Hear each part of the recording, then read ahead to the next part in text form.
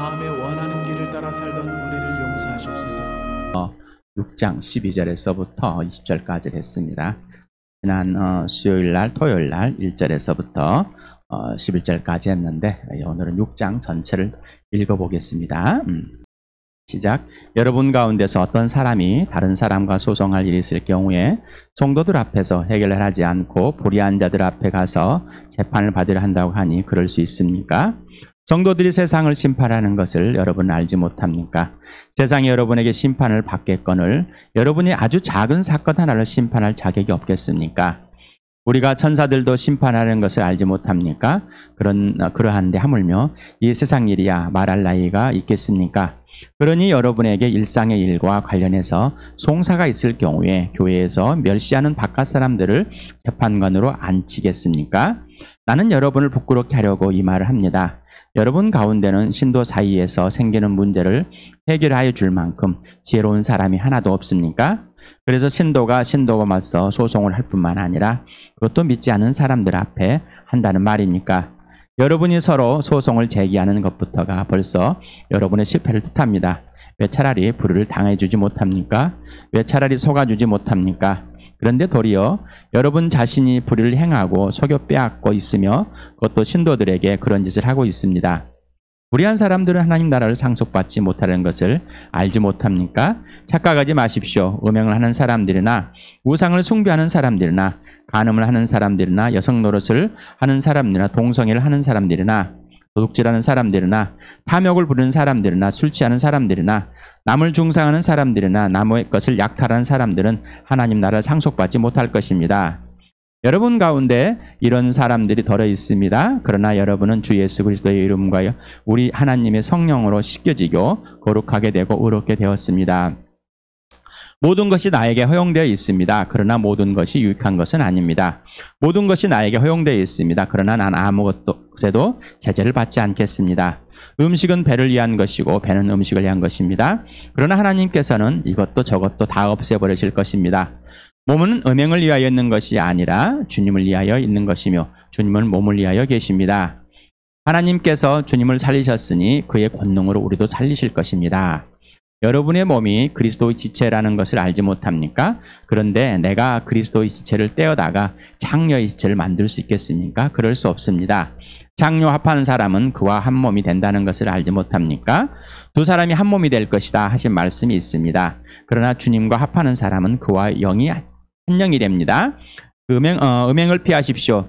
사람이 짓는 다른 모든 죄는 자기 몸 밖에 있는 것이지만 음행을 하는 자는 자기 몸에다가 죄를 짓는 것입니다. 여러분의 몸은 여러분 안에 계신 성령의 성전이라는 것을 알지 못합니까? 여러분은 성령을 하나님으로부터 받아서 모시고 있습니다. 여러분은 여러분의 자신의 것이 아닙니다. 여러분은 하나님께서 값을 치르고 사들인 사람입니다. 그러므로 여러분의 몸으로 하나님을 영화롭게 하십시오. 이렇게 보면서 오늘 오전에 본능에 대해서 알아봤습니다. 생명과 심리에 대해서 우리 어학원에서는 이렇게 정의를 하고 있습니다.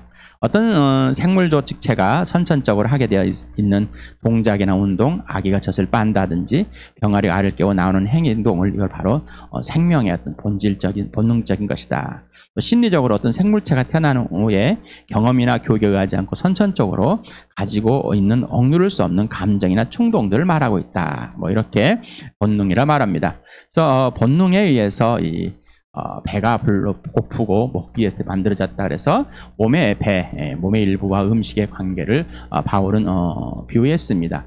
분명히 그게 바로 하나님의 창조의 질서다라는 것을 알려준 겁니다. 그래서 음식과 몸의 배는 서로 필요의 욕구를 채워주는 본능이다라고 했습니다. 그래서 인간의 몸에 의해서 먹을 것이 있다는 것은 바로 인간의 본능이다라고 말한 것입니다. 이거는 심리학적인 것이 아니라 바로 창조의 질서이다라는 겁니다. 그래서 또 대조하겠습니다. 차이점을 말하는데 바로 지난 주일에도 말씀을 드려서 토요일에도 그렇고 바로 성이라는 것, 바로 남성과 여성 그리고 성관계에 대해서 분명하게 여러분이 말씀드렸습니다.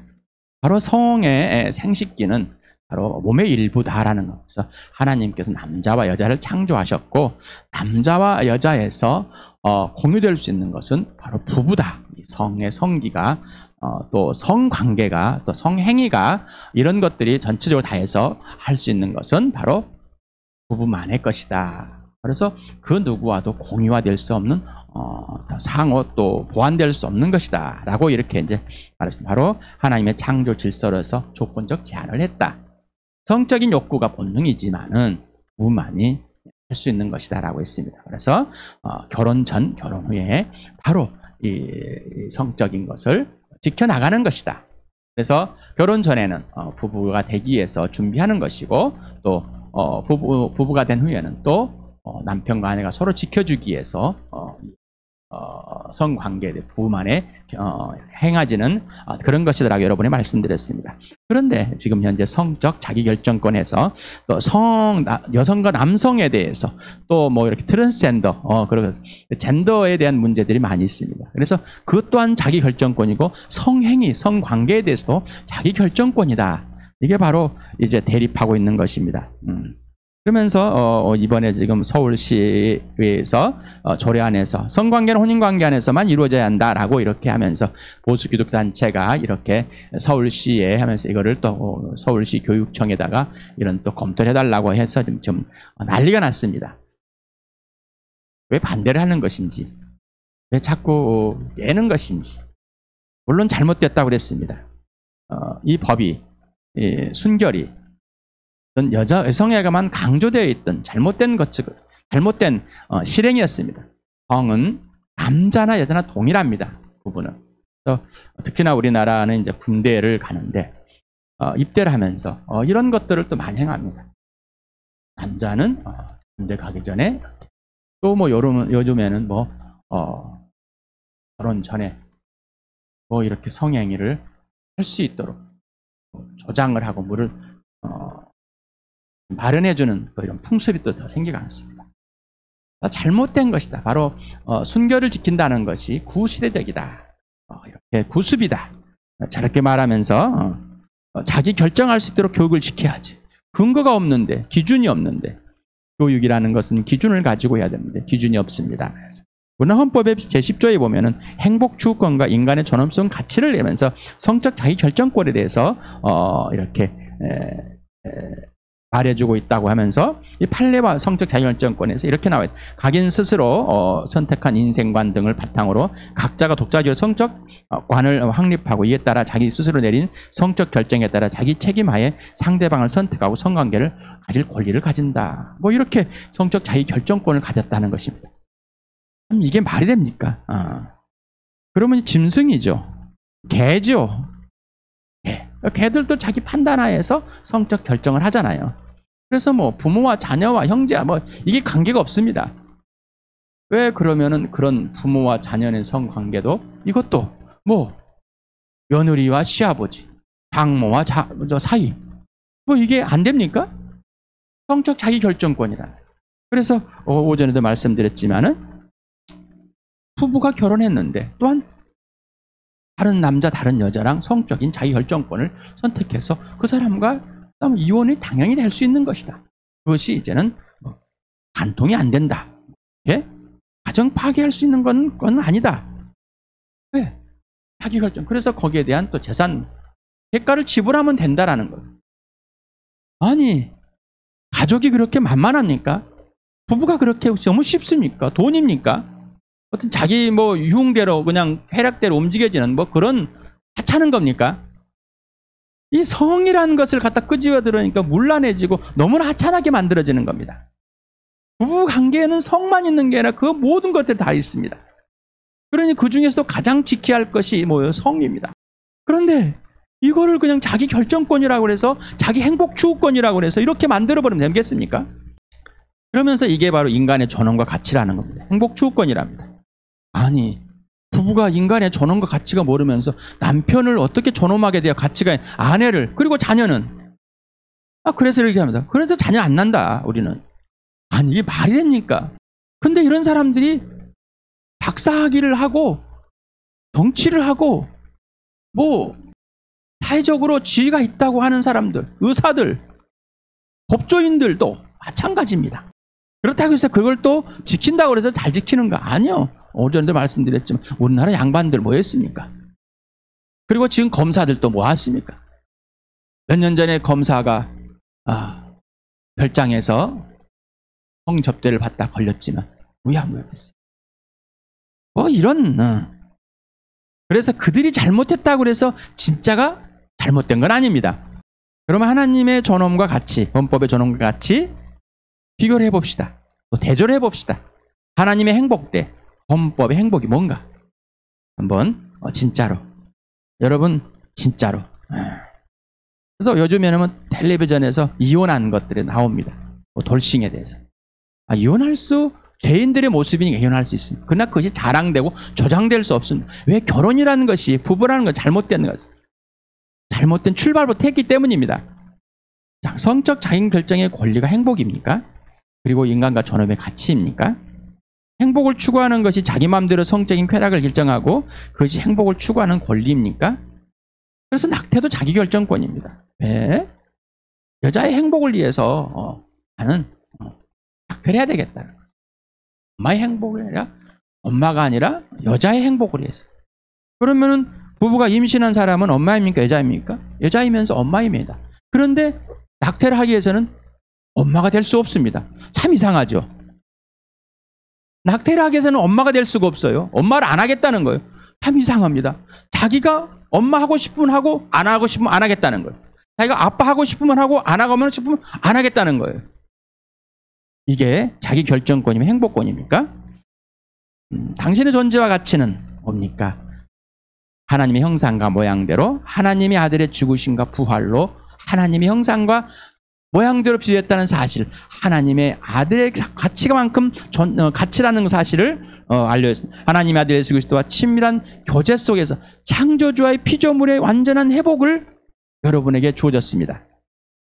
예수님 피값으로 사셨습니다. 바로 당신은 하나님이 값으로 샀습니다. 바로 아들을 내어주는 값으로. 그러니 뭐요? 그 가치가 얼마나 큰지를. 그리고 당신은 예수님의 것입니다. 원래부터 하나님 것이었는데 자기가 떠나버렸습니다. 이제 돌아서 진짜 하나님의 것이 되는 겁니다. 그리고 예수님은 당신을 위해, 당신은 예수님을 위해 존재하는 겁니다. 하나님의 영이 당신을 살게 해서 거하는 장소가 되는 겁니다. 바로 하나님의 성전이 되는 거죠. 하나님의 영광을 위해 창조된 당신이 진짜 회복돼서 하나님의 영광을 위해 완전 회복된 존재로 하나님을 영화롭게 하는 거죠. 하나님을 기쁘게 해드리고 하나님을 알려주고 하나님을 위해 살아가는 존재가 되는 겁니다. 이게 바로 복음입니다. 이게 바로 복음. 우리가 6장에 보면은 9절에서 봤을 때 불의한 사람들은 하나님으로 상속받지 못할 것을 알지 못하니까 착각하지 마십시오. 음행하는 사람, 우상숭배, 간음, 여성노릇, 동성애, 도둑질, 탐욕, 술취함, 붕상하는 사람, 약탈하는 사람. 자, 이런 사람들이 자, 이 세상은 이런 사람들의 것입니다. 아까 어떤 좋은 발언을 부부만의 성관계에서 한정하자 이렇게 했던 것, 그 사람들이 발휘했던 기독교 보수학체라고 해서 그 사람들이 의로운 사람들이 아니에요. 또 그 사람들은 또 정치편에 붙어가지고 아주 별짓 다 아는 사람들이 참 많아요. 우리가 어떤 것을 몇 가지 지킨다고 해서 그 사람이 의로운 사람 아니라는 것이죠. 자, 세상은 다 이런 것입니다. 이런 사람들입니다. 중상모략하는 사람, 남의 걸 약탈하고 하는 사람, 또 동성애 자기 쾌락대로 살아가는 사람, 간음하는 사람, 음행하는 사람. 자, 결혼 전에는 이래도 된다라고 사건. 결혼 전에는 마음껏 섹스하고 마음껏 사귀고 놀고 그래라는 거. 자, 고등학교 졸업하면 대학 갔으니까 이제 남자친구 사귀고 다 성관계도 갖고 여행도 가고 이렇게 막 해라. 경험을 해라는 거. 맞는 말이냔 말이죠. 어떤 근거로? 자, 고린도 지역에도 이런 상황이 있었습니다. 지금 읽었던, 우리가 봤던 그 상황. 그 상황에서 복음이 들어가고 예수를 믿고 교회를 이룬 사람들 아는 가운데 다시 발생하는 것.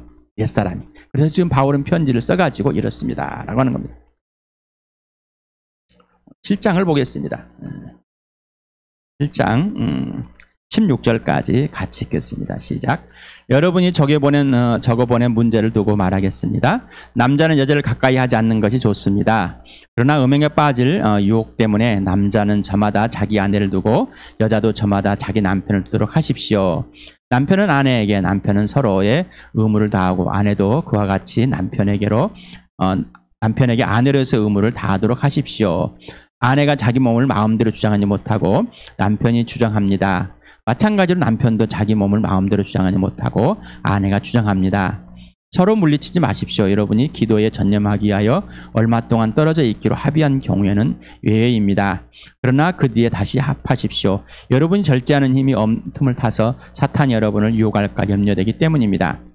그러나 내가 이것을 말하는 것은 그렇게도 좋다는 뜻으로 말하는 것이지 명령으로 말하는 것은 아닙니다. 나는 모든 사람이 다 나와 같이 되기를 바랍니다. 그러나 각 사람은 하나님께로부터 받은 은사가 있어서 이 사람은 이러하고 저 사람은 저러합니다. 결혼하지 않는 남자들과 과부들에게 말합니다. 나처럼 그냥 지내는 것이 그들에게 좋습니다. 그러나 절제할 수 없거든 결혼하십시오. 욕정에 불타는 것보다는 결혼하는 편이 낫습니다. 결혼한 사람들에게 말합니다. 이것은 나의 말이 아니라 주님 명령입니다. 아내는 남편과 헤어지지 말아야 됩니다. 만일 헤어졌거든 재혼하지 말고 그냥 지내든지, 그렇지 않으면 남편과 화해해야 합니다. 그리고 남편도 아내를 버리지 말아야 합니다. 그 밖에 사람들에게 말합니다. 이것은 나의 말이요 주님 말씀은 아닙니다. 어떤 교우에게 믿지 않는 아내가 있는데 그 여자가 남편과 같이 살기를 원하면 그 여자를 버리지 말아야 합니다.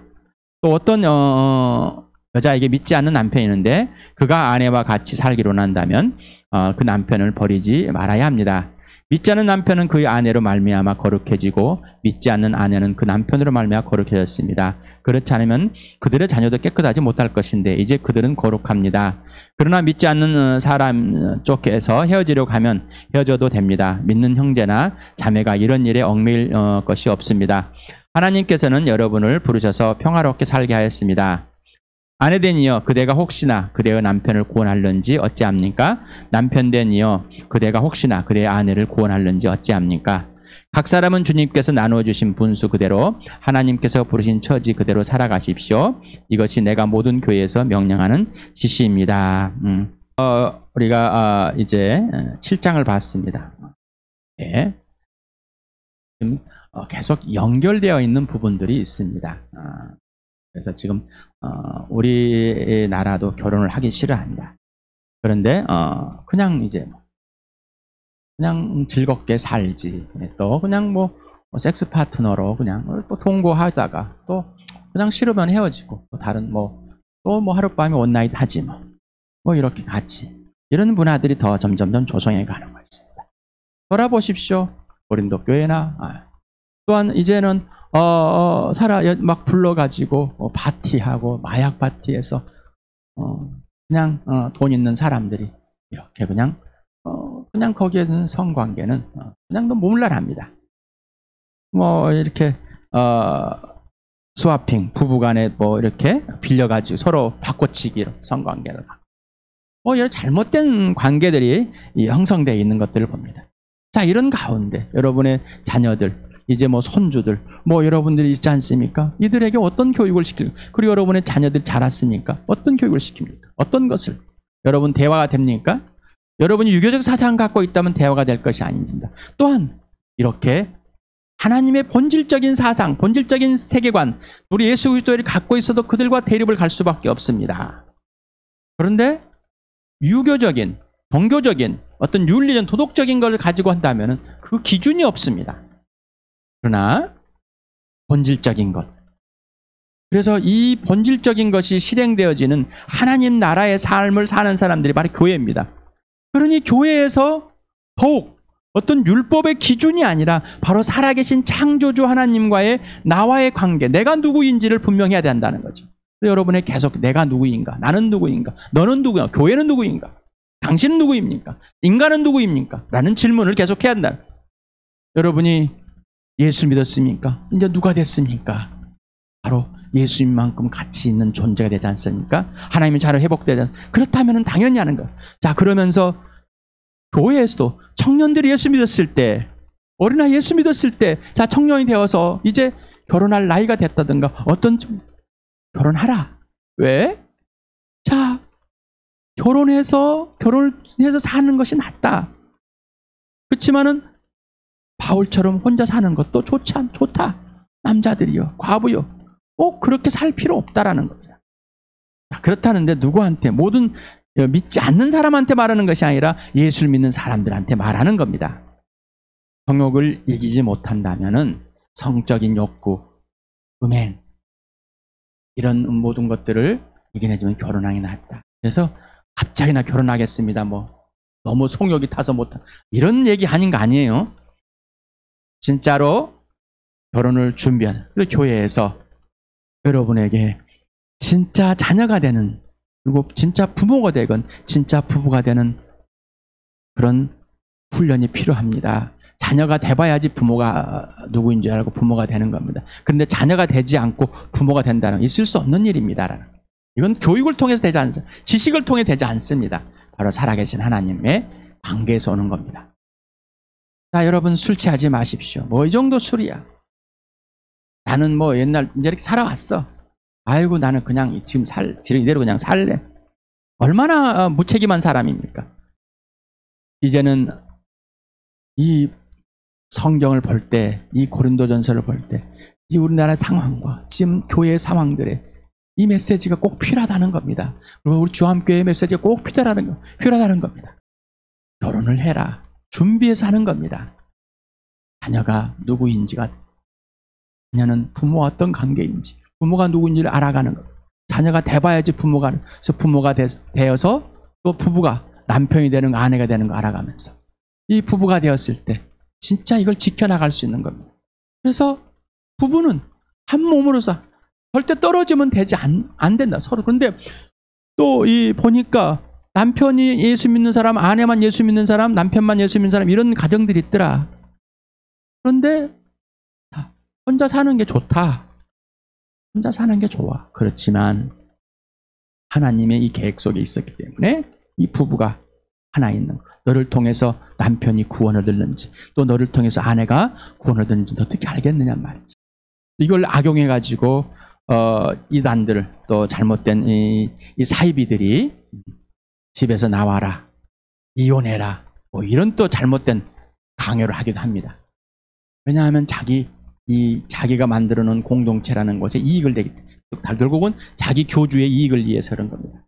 속하지 마세요. 그래서 어떤 이런 것을 이렇게 할까 저럴까, 왜 그럴까, 원인은 뭘까, 이유가 뭘까, 근거는 뭘까, 이렇게 질문을 하고 그랬죠. 왜 이래야 되는 것인가라는 것. 그래야 바로 예수 그리스도가 기준이 되고 출발한다고 그랬습니다. 우리 교회에도 저도 제가 먼저 예수를 믿었습니다.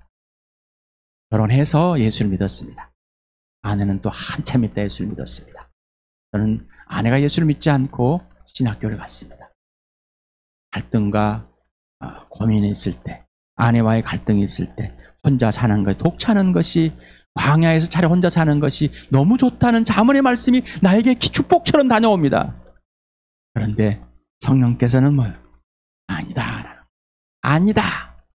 너를 통해서 구원이 일어날 것이고, 너를 통해서 교회를 시작할 것이고, 너를 통해서 회복되는 것을 보여주겠다. 그래서 제가 이렇게 말도 안 되는 상황에서 영적인 아비로, 또 목자로서 이렇게 복음을 전하고 교회를 이루고 있습니다.